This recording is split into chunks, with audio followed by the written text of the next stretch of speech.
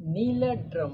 Same UP में जो case हुआ था वैसे ही आज नया एक केस उत्पन्न हुआ है। ये केस है राजस्थान के किशनगढ़ से, जहां एक नीले रंग के ड्रम में एक लाश को दफन करके उसके ऊपर नमक डालकर उसको ढक्कन लगा के चादर से ढक देते, और ढकने के बाद कातिल जो है वो फरार हो जाते।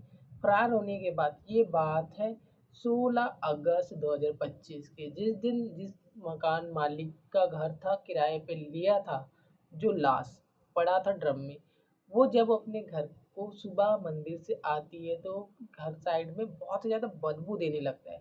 तो महिला जो होती है वो उस बदबू को फॉलो करते हुए चलती है, तो वो छत पे जाती है तो देखती है कि एक नीले रंग का ड्रम पड़ा है और ड्रम से गंदी बदबू आ रही थी। तब वो नीचे आती है और नीचे आने के बाद अपने पति को इन्फॉर्म करती है, बताती है कि ऊपर ड्रम से बदबू आ रही है कुछ चीज़ की। फिर तुरंत 112 नंबर पे कॉल किया जाता है राजस्थान पुलिस को। फिर पुलिस मौके पे पहुंचती है, छानबीन में लग जाती है, और वो ड्रम के पास जैसे ही पहुंचते इतनी ज़्यादा गंदी बदबू आती है कि उनको मास्क लगाना पड़ जाता है। फिर उसके बाद उस नमक को हटाते हैं। नमक को हटाने के बाद जो होता है लाश वो पूरी तरीके से सड़ गल चुकी होती है। अब मकान मालिक से वहीं पर पंचनामा कराया जाता है उस लाश की, और उस लाश को देखकर जो मकान मालिक होता है राजेश, वो देखकर हैरान रहता है कि जिस आदमी को उसने 1.5 महीने पहले मकान किराए पे दिया था, उसी मकान पे रहने वाला हंसराज उर्फ सूरज जो है उसकी लाश ड्रम पे मिलती है, और उसकी पत्नी और 3 बच्चे जो है वो लापता होते हैं।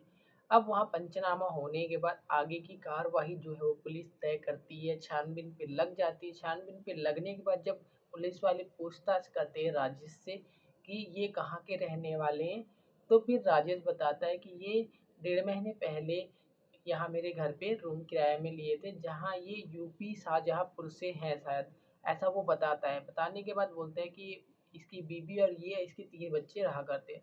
और जो हंसराज सूरज था वो पास में ही राजस्थान में जहाँ रहता था वहीं पे एक ईंट का भट्ठा था, उस ईंट के भट्ठे में काम किया करता था।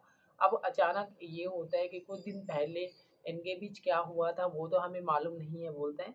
और इसकी लाश मिली है, इसके जो बच्चे हैं वो गायब थे। जब पुलिस पूरी छानबीन करती है और पूछती है कि आपके घर में कौन कौन है, तो राजेश बताता है कि राजेश है, उसकी बीवी और उसका एक 14 साल का पोता और उसका बेटा। उसकी बहू जो है वो 12 साल पहले ख़त्म हो चुकी है, तो उसका पोता उसका बेटा भी यहीं रहते। लेकिन आश्चर्य की बात ये थी कि उसका बेटा भी उस समय गायब था।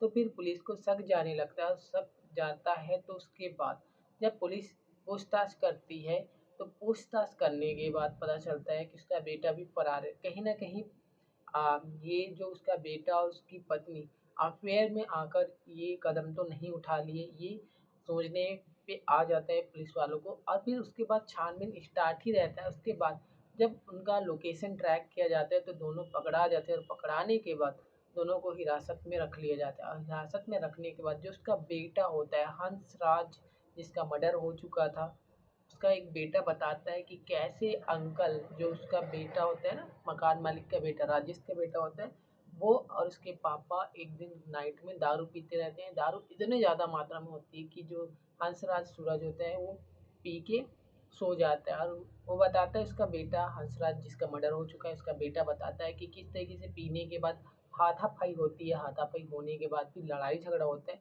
कभी अंकल छुड़ा रहे हैं तो कभी बीवी छुड़ा रही है। ऐसा सिलसिला बताता है बेटा। बताने के बाद वो सो जाता है, और जब सोने के बाद जब वो सुबह उठता है तो फिर देखता है कि उसके पापा के नाक में क्या है, पानी रख दिया गया था, मतलब उसका मृत्यु हो गया था। लेकिन बच्चा था वो समझ नहीं पा रहा था।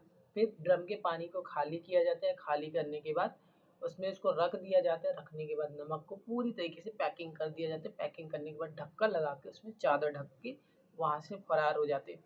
मौके पे फिर जो जो हंसराज के पिताजी होते हैं वो यूपी शाहजहाँ में रहते थे, तो वो भी आते हैं और बोलते हैं कि जिस जो भी इस कातिल को अंजाम दिया है, मतलब कत्ल को अंजाम दिया है, उनको कड़ी से कड़ी सज़ा होनी चाहिए, ये बोलता है। फिर आगे की कार्यवाही जो है वो जितेंद्र, जो मकान मालिक का बेटा था, और उसकी पत्नी को हिरासत में ले लिया गया और आगे की कार्यवाही चल रही है। और आगे क्या होगा, क्या सज़ा नहीं होगा, वो तो आगे तय करेगी केस। और यहीं तक घटना है, और घटना को सुनाने का मकसद आपको डराना नहीं, आपको एजुकेट करना है ताकि आप सतर्क और सुरक्षित रहिए। बाकी आपका क्या राय है इस घटना से रिलेटेड वो अपना कमेंट बॉक्स में ज़रूर बताइए। बाकी मिलते हैं ऐसी नेक्स्ट इंटरेस्टिंग घटना के साथ, तब तक के लिए आप चैनल पे नए हो तो सब्सक्राइब कर लीजिए। बाकी मिलते हैं और ऐसी वीडियो के साथ, जी तब तक के लिए खुद को सुरक्षित रखिए और अपने परिवार को भी सुरक्षित रखिए।